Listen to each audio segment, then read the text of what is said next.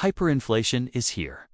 America's final warning: prepare Federal Reserve dollar liquidity swaps plus the global shadow money system. Every time the Fed opens a dollar swap line with foreign central banks, silently duplicates the global money supply, creating invisible dollars that return to the U.S. economy like a tidal wave. This hidden system is pushing America toward hyperinflation without voting, accountability, or public awareness. You've heard it your whole life. America will never collapse.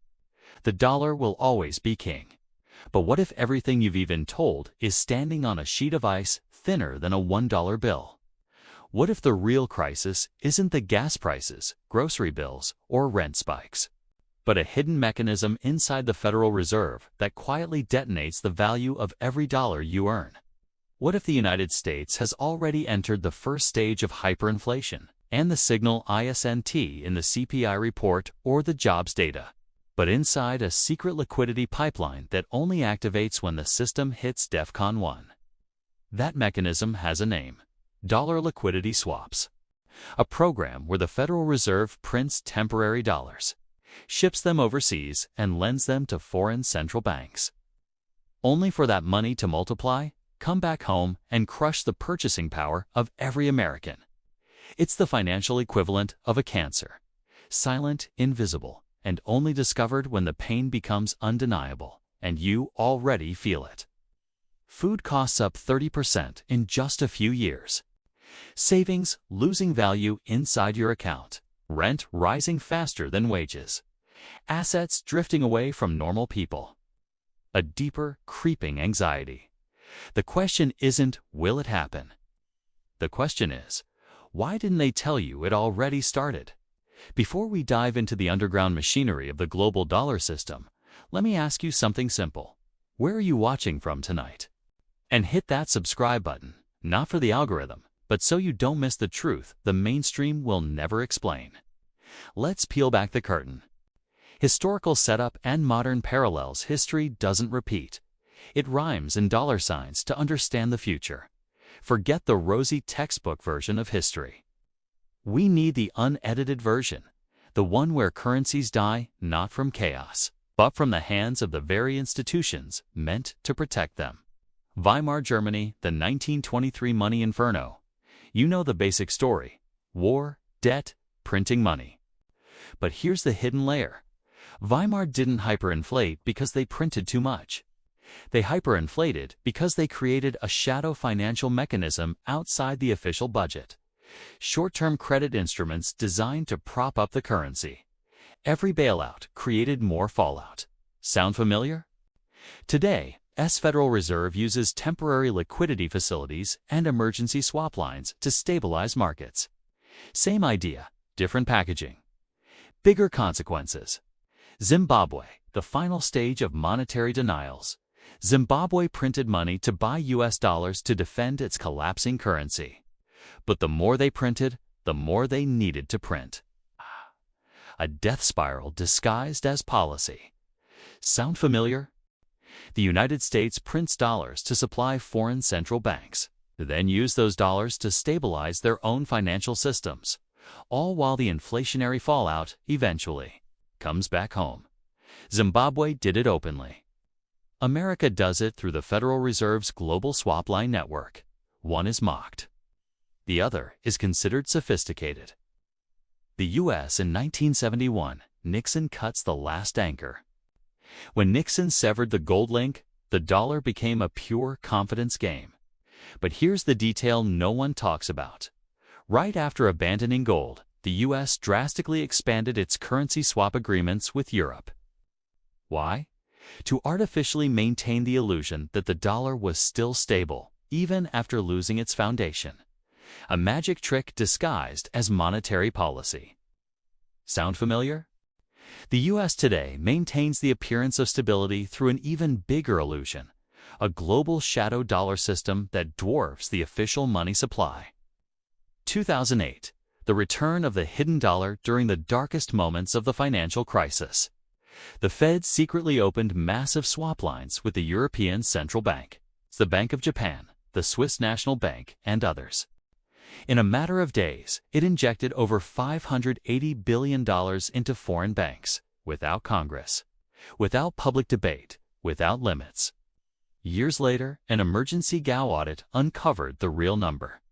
$16.115 trillion, $16 trillion in swap lines and emergency facilities, more than twice the U.S. GDP at the time. And who received the lifeline?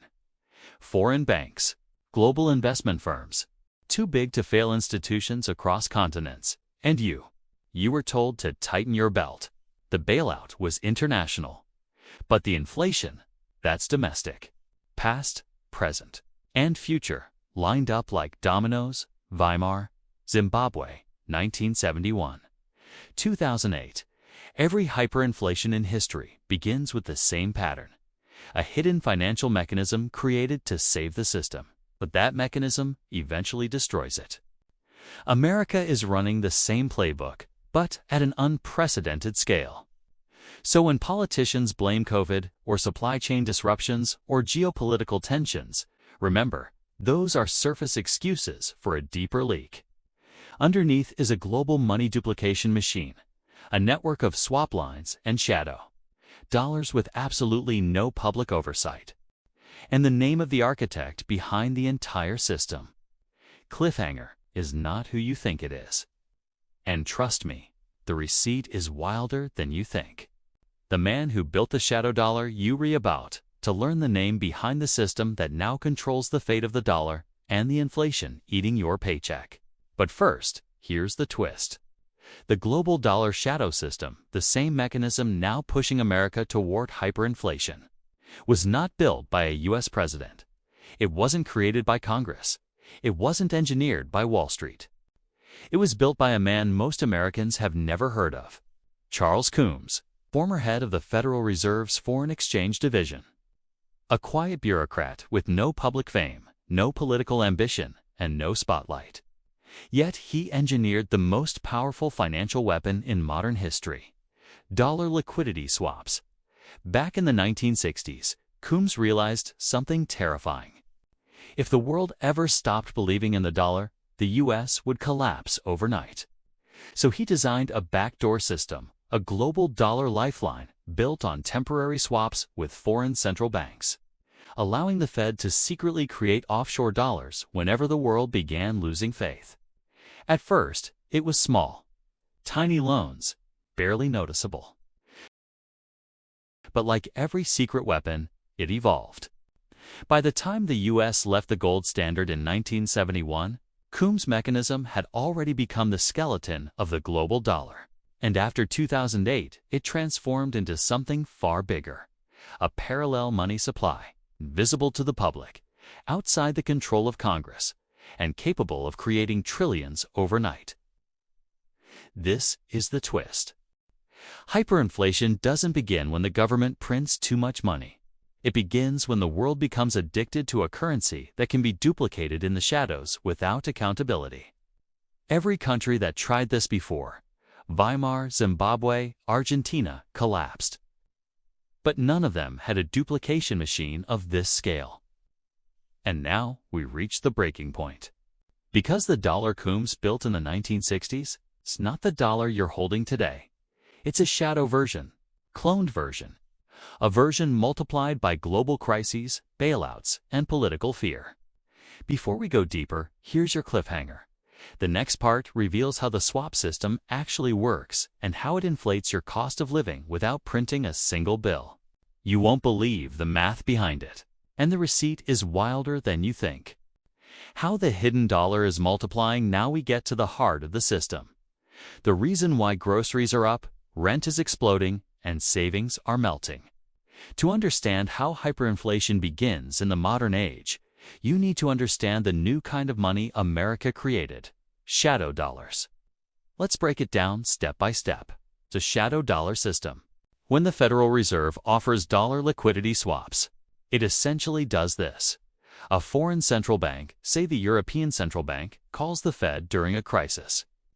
They say, "Our banks are running out of dollars. We need liquidity." The Fed then creates new dollars out of thin air and sends them overseas. The foreign central bank promises to send euros, yen, or francs back later. Once the crisis passes, they repay the dollars plus interest. Sounds harmless, right? Until you realize the consequences. The dollars sent overseas don't disappear. The foreign banking system uses them too. Buy U.S. assets, lend to global corporations, speculate in dollar markets, create more credit tied to the dollar, and each of these actions multiplies the original dollars through fractional banking. So $100 billion in swap lines can become $1 to $3 trillion in usable dollar liquidity outside. The U.S. now imagine what happens when the Fed opens. $580 billion in swaps like it did in 2008. Or when the GAO reveals the real number was $16.115 trillion.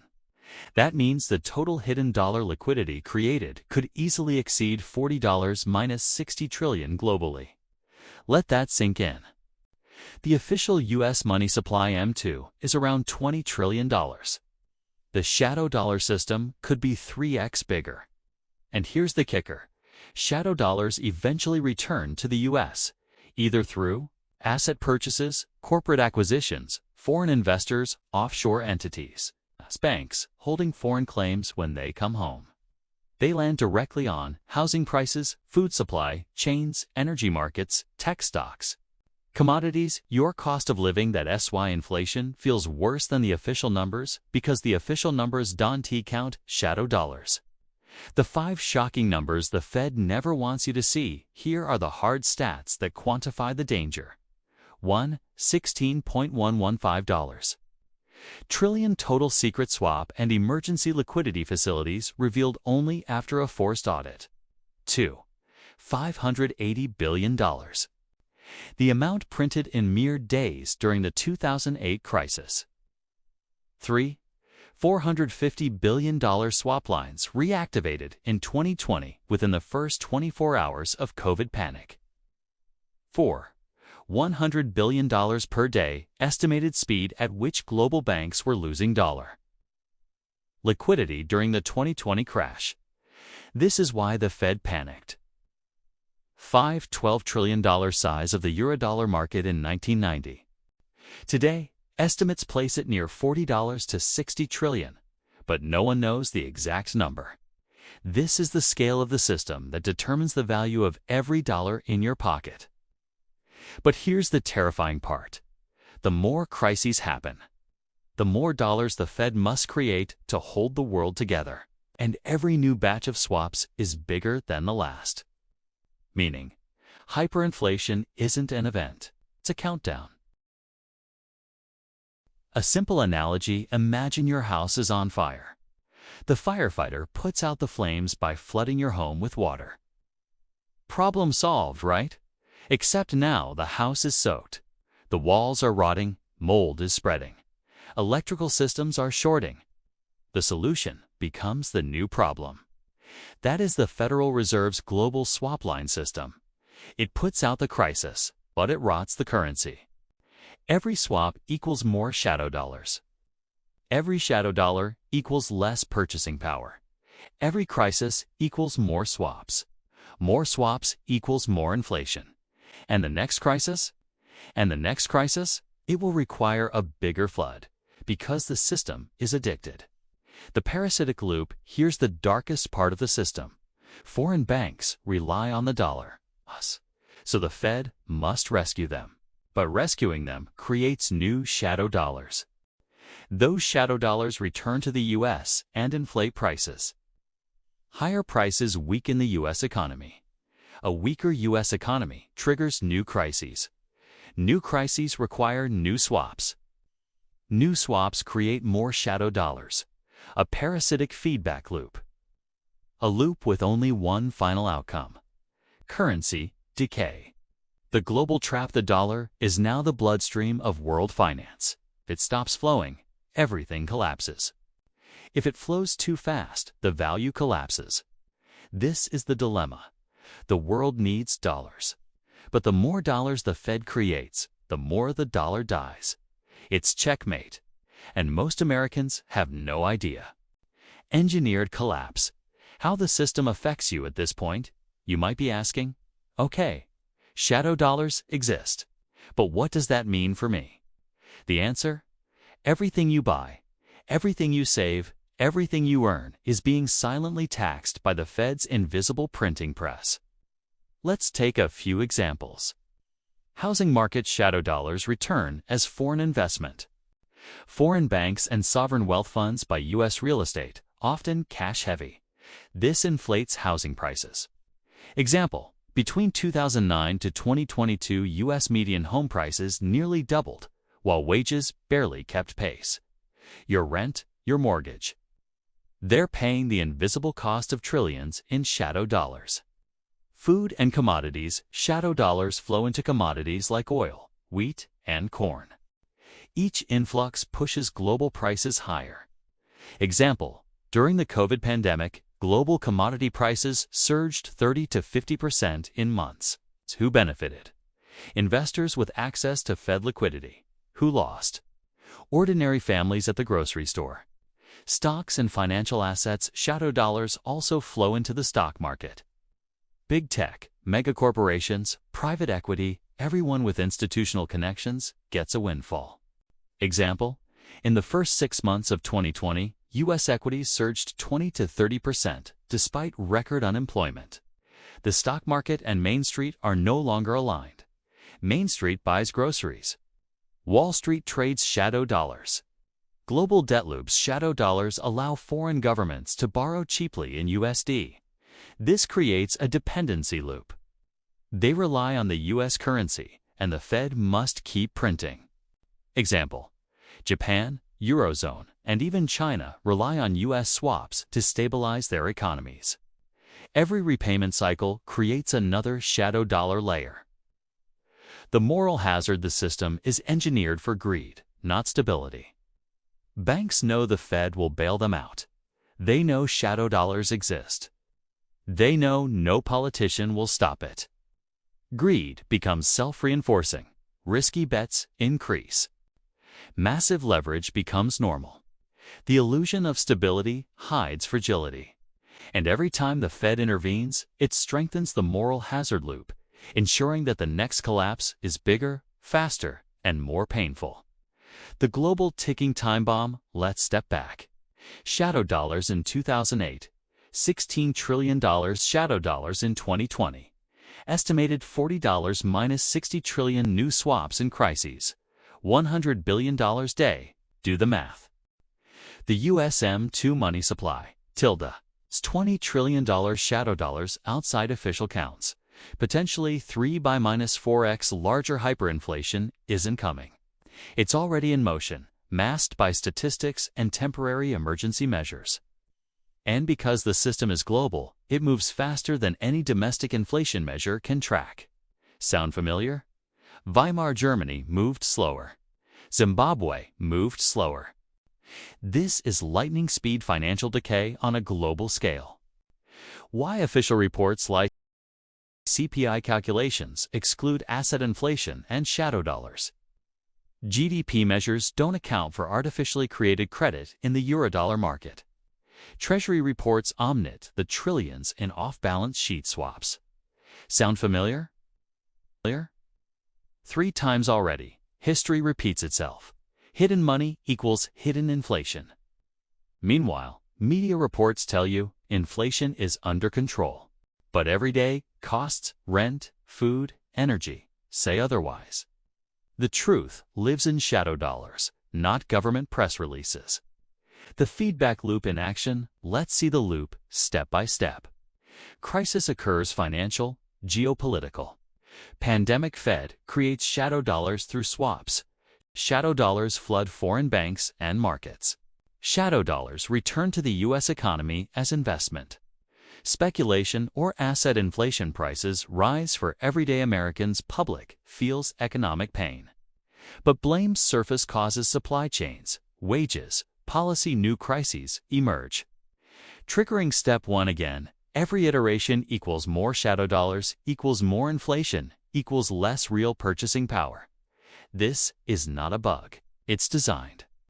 A parasitic, self-reinforcing system where the winners are always the institutions with inside access. and the public absorbs the cost. The invisible multiplier, let's make it tangible. $580 billion in swaps 2008 gives could create $1.50 to $3 trillion in effective global liquidity, $16.115 trillion total gives could generate $40 trillion in shadow dollars circulating worldwide shadow dollar multiplier, approximately 2.5 to 3x. Every $1 printed invisibly can become $2 to $3 in actual economic influence. And that influence touches you, whether you know it or not. The human cost: families paying double the rent in 10 years, retirees watching savings lose half their purchasing power, students paying inflated tuition, workers with stagnant wages facing higher food costs. Every crisis, every swap, every shadow dollar is a direct tax on your life, without legislation, debate, or consent. This is hyperinflation by stealth. Cliffhanger: so now you know. The Fed isn't just printing dollars, it's duplicating a global currency system. Every crisis fuels this hidden mechanism. Every dollar in your pocket is silently devalued. The final act, when the mask slips, if the Federal Reserve story were a theater play.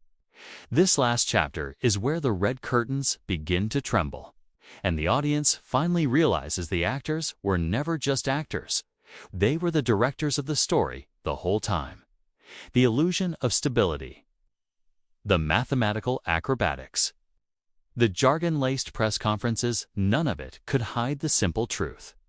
A system built on infinite debt can run forever, until it can't.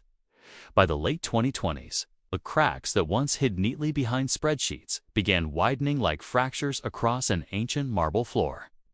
Inflation wasn't transitory. Liquidity wasn't abundant. And confidence, once the almighty god of the global economy, was slipping through the Fed's fingers like dry sand. The machine that controlled global interest rates for over a century had finally begun to wheeze, and the world was watching. The collapse trigger. A perfect engineered storm. Every financial collapse has a smoking gun. 1929 had excessive margin speculation. 2008 had subprime mortgage bombs. 2020 had lockdown shockwaves. But the new collapse, the one economists whisper about at conferences, had something different. An everything bubble. Stocks inflated. Housing inflated. Debt inflated. Even faith in the system inflated. And when everything is a bubble, you can't simply let one sector correct. The whole structure becomes a glass balloon. Beautiful, shiny, fragile. Then came the moment the world will one day call the Great Unraveling. A major U.S. Treasury auction failed. Foreign buyers, the traditional backbone of U.S. debt, refused to take on more risk. The bond market hiccuped, then coughed, then choked. In a move that stunned markets, the Federal Reserve fired its last bullet: unlimited quantitative easing. Unlimited money printing. Unlimited liquidity. But unlimited printing carries an unlimited consequence. Inflation didn't just rise, it sprinted. The Sunday talk shows called it unexpected. Economists called it structural. But the truth was simpler. The system had entered terminal velocity. The reveal. Who really benefited? Who didn't lose during the collapse? Banks, not the small ones, those got wiped out like ants in a storm. I'm talking about the giants, the old money dynasties.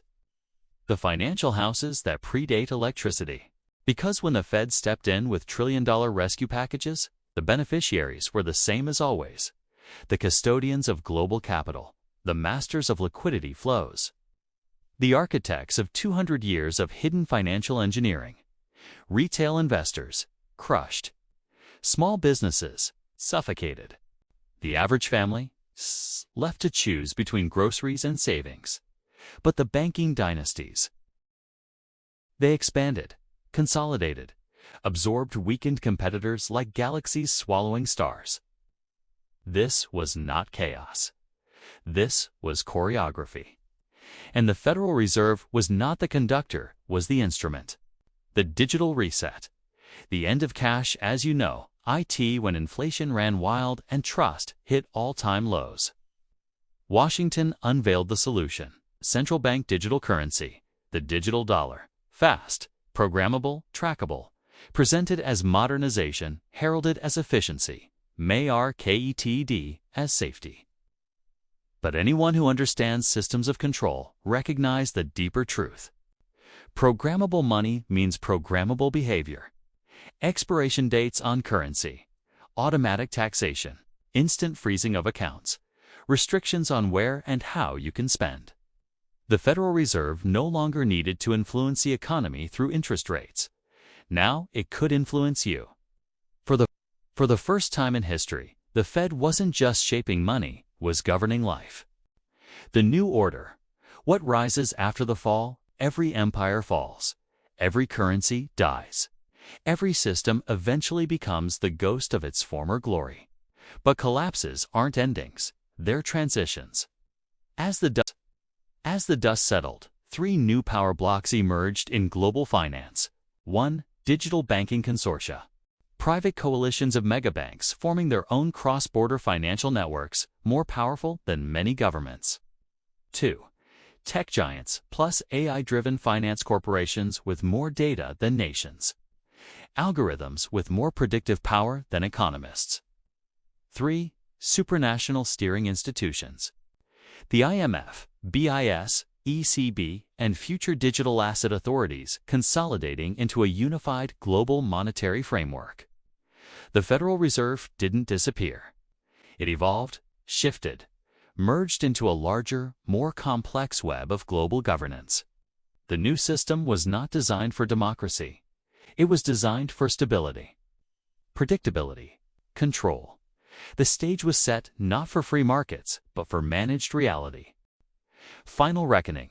The truth we were never meant to see looking back. One truth becomes painfully clear. The collapse wasn't a surprise. It was the destination. A century-long trajectory built on invisible decisions. From the secret meeting on Jekyll Island, to the creation of the Federal Reserve, to the debt supercycle, to the engineered rescues, to the digital monetary reset. Every chapter was a step toward a world where money is no longer a medium of exchange. It is a mechanism of influence, and the people who control it, control everything. But here's the twist. The collapse also revealed something powerful, something hopeful. When old systems crumble, new opportunities emerge. A new financial consciousness rises.